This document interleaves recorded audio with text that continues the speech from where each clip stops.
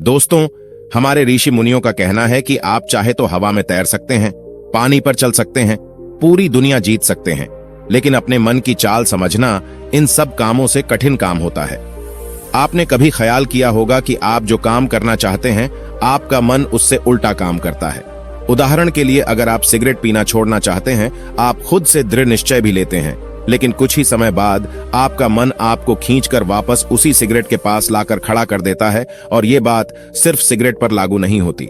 हमारे जीवन में, हम सबके जीवन में बहुत सारे ऐसे काम होते हैं, ऐसी आदतें होती हैं जिन्हें हम छोड़ना चाहते हैं, लेकिन हम चाहकर भी उन आदतों को छोड़ नहीं पाते हैं।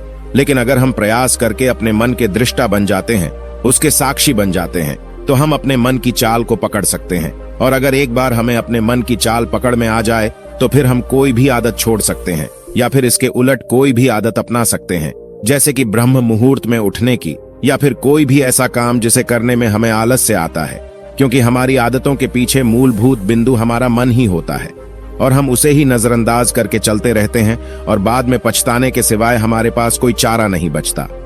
आज की जो बौद्ध कहानी मैं आपको सुनाने जा रहा हूं, उसमें आपको कुछ ऐसे तरीके पता चलेंगे जिससे कि आप अपने मन की चाल को भली भांति पकड़ सकते हैं, उसको जान सकते हैं, उसका निरीक्षण कर सकते हैं, और उसके बाद अपनी आदतों में बदलाव कर सकते हैं। एक बार एक शिष्य एक गुरु के आश्रम में शिक्षा ग्रहण करने के लिए आया हुआ था। वो शिष्य अपने गुरु की बात कम सुनता था, लेकिन अपनी बात बताने में वो बहुत उत्सुक रहता था। एक दिन गुरु ध्यान पर चर्चा कर रहे थे। ध्यान किस प्रकार किया जाता है और ध्यान का क्या महत्व होता है, इसी पर चर्चा चल रही थी। आश्रम के सभी शिष्य मौन होकर अपने गुरु की बातों को सुन रहे थे। गुरु उनको समझा रहे थे कि आप किसी भी प्रकार का ध्यान करते हो, लेकिन ध्यान की गहराइयों में जाने के लिए आपको अपने मन के अंदर प्रेम जागृत करना होगा।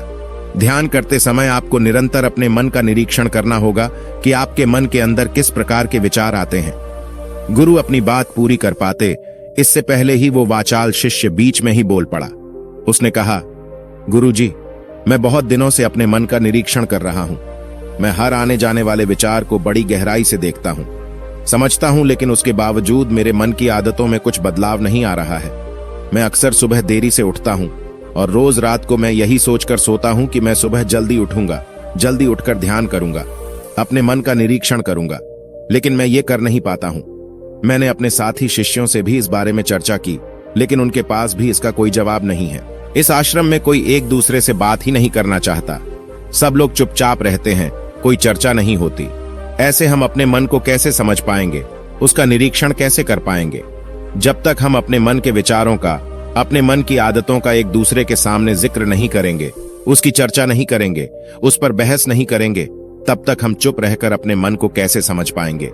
कृपया करके इन सभी शिष्यों को समझाने की कृपा करें कि कम से कम एक दूसरे से अपने मन की बात साझा तो करें। उनके मन में क्या विचार चलते हैं, ध्यान में उनके अंदर क्या बदलाव आता है, वो क्या महसूस करते हैं।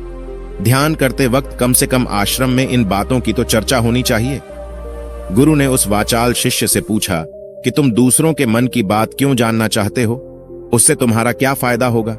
क्या तुम्हें आत्मनिरीक्षण करने के लिए दूसरे के मन के विचार जानना जरूरी है? उनके मन में क्या चलता है, इससे तुम्हारा क्या फायदा होगा? क्या तुम मुझे इस बात का उत्तर दे सकते हो? वह वाचाल शिष्य ने अपने गुरु से इस प्रकार के उत्तर की अपेक्षा नहीं की थी। उसने सोचा कि बात तो गुरुजी ठीक कह रहे हैं, इससे मेरा क्या फायदा होगा? अगर मैं दूसरे के मन की बात जान भी लूंगा, या फिर दूसरों के सामने अपने मन की बात बता भी दूंगा, तो उससे मेरा क्या फायदा होगा? क्या मैं अपने मन को समझ पाऊंगा? शिष्य अपने ही द्वारा किए गए प्रश्न में उलझ चुका था। उसके पास इसका कोई उत्तर नहीं था, लेकिन फिर भी उसने दूसरे शिष्यों के सामने अपनी बात को ऊंचा दिखाने के लिए गुरुजी से कहा कि गुरुजी, अगर हमें यह पता चल जाएगा कि दूसरे के मन में क्या विचार चलते हैं और उन विचारों का वो ध्यान में जाकर किस प्रकार निरीक्षण करते हैं, तो इससे तो हमें भी ध्यान लगाने में आसानी रहेगी। हम भी अपने ध्यान में उसी प्रकार अपने विचारों का निरीक्षण कर पाएंगे, अपने मन को समझ पाएंगे। क्या आपको नहीं लगता कि गहरा ध्यान लगाने के लिए किन बातों का ध्यान रखा जाए, किस प्रकार अपने मन का निरीक्षण किया जाए? इस बात की चर्चा करने से दूसरे शिष्यों का भी भला हो सकता है। गुरुजी ने उससे पूछा कि मान लो कोई शिष्य गहरा ध्यान लगा पाता है, और अगर वो तुम्हें अपनी मनोदशा बता भी दें कि किस प्रकार वो अपने मन का निरीक्षण करता है, अपने विचारों का निरीक्षण करता है, तो तुम्हें क्या लगता है कि यह जानकर तुम भी गहरे ध्यान में उतर पाओगे? अगर तुम ऐसा सोच रहे हो तो मैं तुम्हें एक बात बता दूं कि तुम अपने ही मन के बनाए हुए जाल में खुद फंस जाओगे। अगर तुम्हें कोई ऐसी प्रक्रिया पता चल गई कि गहरे ध्यान में किस प्रकार प्रवेश किया जाता है, तो तुम्हारा मन उसी प्रक्रिया का अनुसरण करने की कोशिश करेगा। तुम वर्तमान में उपस्थित होकर अपनी मनोदशा नहीं समझ पाओगे, बल्कि तुम्हारा मन तो उस प्रक्रिया के विचारों में उलझा रहेगा। तुमने अपने मन को एक काम दे दिया करने के लिए, और तुम्हारा मन उसी काम को करता रहेगा। तुम भी उस काम में सम्मिलित हो जाओगे तो तुम अपने मन का निरीक्षण किस प्रकार कर पाओगे, क्योंकि तुम तो खुद अपने मन के साथ सम्मिलित हो गए, तुम तो खुद अपने मन के साथ एक हो गए। गुरुजी ने बताया कि तुम अपने मन को तभी समझ सकते हो जब तुम अपने मन से अलग हटकर अपने मन को देख पाओगे, अपने मन की चाल को दूर से खड़े होकर समझ पाओ। जिस भी विषय को या जिस भी चीज को तुम्हें समझना होगा, तुम्हें उसे अलग होकर देखना होगा। अगर तुम उसके साथ एक हो गए तो तुम उसको कभी नहीं समझ पाओगे, तुम उसके साथ सम्मिलित हो जाओगे। जिस प्रकार तुम अपने विचारों को समझने की कोशिश करते हो, लेकिन विचारों को समझते समझते तुम अपने ही विचारों में खो जाते हो। कभी अनुभव किया है तुमने? शिष्य ने हां में सर हिलाते हुए कहा कि गुरुजी, जब भी मैं अपने विचारों का निरीक्षण करने लगता हूं तो ऐसा ही होता है, मैं अपने ही विचारों में खो जाता हूं। कुछ समय बाद मुझे ध्यान में आता है कि मैं अपने विचारों का निरीक्षण कर रहा था, तो उसके बाद मैं फिर से अपने विचारों का दृष्टा बन जाता हूं, उनका साक्षी बनने की कोशिश करने लगता हूं। लेकिन कुछ समय बाद मैं फिर से अपने विचारों के साथ एक हो जाता हूं। गुरुजी ने सभी शिष्यों को समझाते हुए कहा कि जिस प्रकार एक गुस्से से भरा हुआ आदमी तभी भी अपने गुस्से का निरीक्षण नहीं कर पाता, क्योंकि वो खुद अपने गुस्से के साथ एक हो जाता है। वो अपने गुस्से को ही अपना अस्तित्व मान लेता है, और इसीलिए वो ये कभी नहीं देख पाता कि ये गुस्सा उसके मन को किस प्रकार प्रभावित कर रहा है, किस प्रकार ये गुस्सा उसके मन को दुखी कर जाएगा। वो कभी नहीं देख पाएगा, क्योंकि उसके पास वो कला नहीं है कि वो अपने गुस्से को अपने से अलग करके देख पाए। किसी चीज के लिए सारे अभ्यास बने हुए हैं ताकि तुम सिर्फ एक दृष्टा, एक साक्षी बनकर सभी चीजों को उसके परिपूर्ण, उसके असली स्वरूप में देख पाओ। और जब तुम सभी चीजों का, सभी विचारों का असली स्वरूप देख लेते हो, तब तुम्हें उसकी अनित्यता पता चलती है। तब तुम्हें पता चलता है कि ये सब आने जाने वाली चीजें हैं, लेकिन चेतना, कॉन्शियसनेस, वो हमेशा इंसान के साथ रहती है। वो दृष्टा, वो साक्षी जो उसको देख रहा है, वो हमेशा जीवित रहता है, वो कभी नहीं मरता, वो नित्य है, और वही चेतना होती है। चेतना किसी भी चीज से कभी भी बंधी हुई नहीं होती। चेतना तुम्हारा होश है। दूसरी चीजों को उनके स्वरूप में देख पाने की कला तुम्हें तुम्हारी चेतना से ही मिलती है। जितनी प्रकार तुम्हारी चेतना होगी, उतने ही अच्छे तरीके से तुम चीजों से अलग हटकर उनको देख पाने में सक्षम हो पाओगे। इसलिए अपनी चेतना को ऊपर उठाने का काम करो, ताकि तुम अपनी चेतना से किसी भी चीज का असली स्वरूप देखने में सक्षम हो पाओ। शिष्य ने पूछा कि गुरुदेव, आपकी बातें कुछ कुछ तो समझ में आ रही हैं, लेकिन एक बात समझ में नहीं आई कि अपनी चेतना को ऊपर उठाने के लिए, अपने आप को ज्यादा होश में रखने के लिए हमें क्या करना होगा। इस पर चर्चा करते हुए गुरु ने बताया कि तुम मौन होकर, चुप होकर सिर्फ अपने विचारों को, अपने मन की प्रक्रियाओं को, अपने अनुभवों को देखना शुरू करो। तुम्हारे अनुभव आते हैं, तुम्हारे अनुभव चले जाते हैं, वो अनित्य है, वो हमेशा हमारे साथ नहीं रहने वाले, लेकिन हमारा मन उन्हीं अनुभवों को पकड़ने की कोशिश करता रहता है। जब तुम्हें कोई अच्छा अनुभव होता है तो तुम्हारा मन चाहता है कि तुम्हें बार बार वही अनुभव हो, और उसी अनुभव को लेने के चक्कर में तुम्हारा मन तुम्हें फंसाता चला जाता है। तुम्हारी चेतना तुम्हारे मन के अधीन हो जाती है, वही होता है।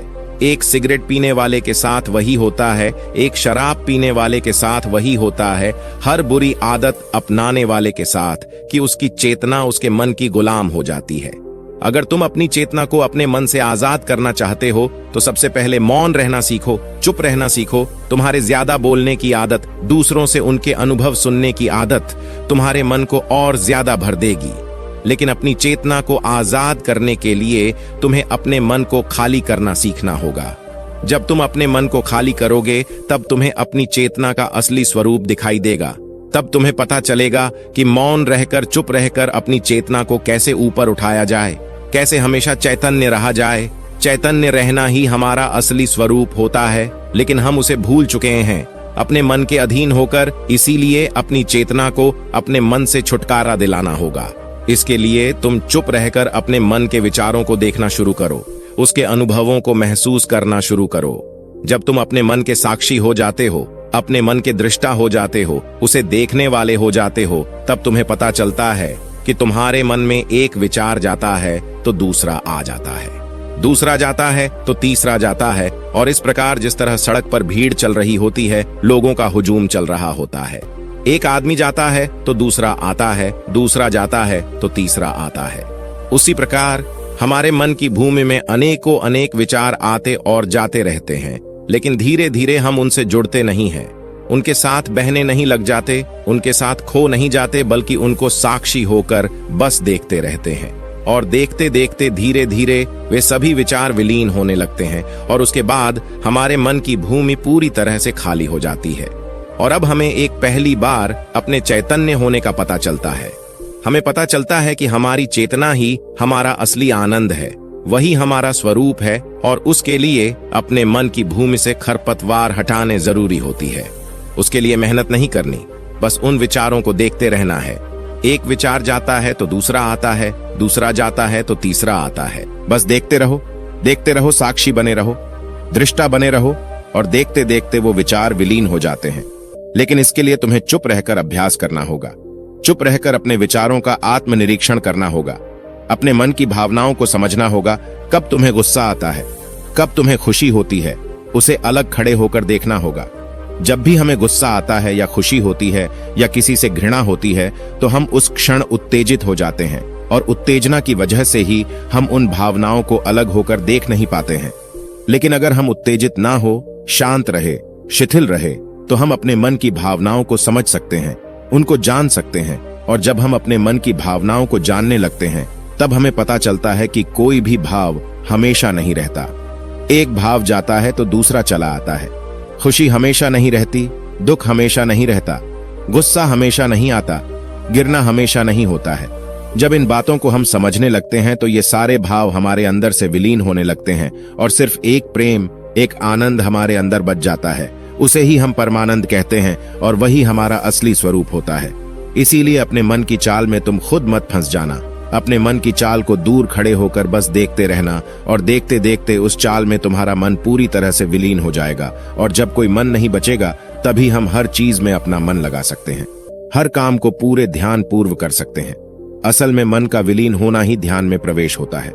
जब तक हमारा मन हावी होता है, तब तक हम ध्यान में प्रवेश नहीं कर पाते, क्योंकि हमारा मन करेगा तब हम ध्यान करेंगे, और जब हमारा मन नहीं करेगा तब हम ध्यान नहीं करेंगे, और ऐसा हर काम में लागू होता है। लेकिन एक बार अगर हमारा मन विलीन हो जाता है, तो हम हर काम में ध्यान लगा सकते हैं, और ध्यान ही हमारा असली स्वरूप बन जाता है, वही चेतना बन जाती है। इस ज्ञान भरी चर्चा को सुनकर सभी शिष्य प्रसन्न हो गए, लेकिन गुरु ने उन्हें चेतावनी देते हुए कहा कि तुम प्रसन्न हो रहे हो, ये भी तुम्हारे मन की एक भावना है। तुम्हें ये बातें सुनने में मजा आ रहा है, इसीलिए तुम प्रसन्न हो रहे हो, लेकिन ये बातें हमेशा कोई तुम्हें नहीं सुनाएगा, और इसी वजह से तुम्हारा मन हमेशा प्रसन्न नहीं रह पाएगा। अगर तुम्हें असली आनंद की खोज करनी है, ऐसी प्रसन्नता हासिल करनी है जो कभी विलीन ना हो, तो तुम शांत होकर, मौन होकर, भावना रहित होकर अपने विचारों और अपनी भावनाओं को देखना शुरू करो। उसके बाद तुम्हें खुद ही महसूस होगा कि चेतना जो होती है वो शाश्वत होती है, वो कभी नहीं मरती, और बाकी सभी चीजें अनित्य हैं। वो खत्म हो जाएंगी, वो मर जाएंगे, वो पीछे छूट जाएंगे।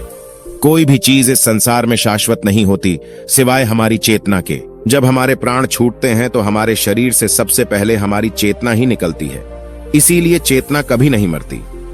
गुरु ने सभी को निर्देश देते हुए कहा कि आज हम मौन रहकर अपने मन के विचारों और उसकी भावनाओं पर ध्यान लगाएंगे। उसके साथ सम्मिलित नहीं होंगे, बस उसे दूर से खड़े होकर देखते रहेंगे। थोड़ा कठिन है, लेकिन अभ्यास करने से तुम इसमें पारंगत हो जाओगे।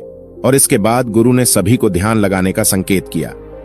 तो दोस्तों, कैसी लगी ये कहानी आपको?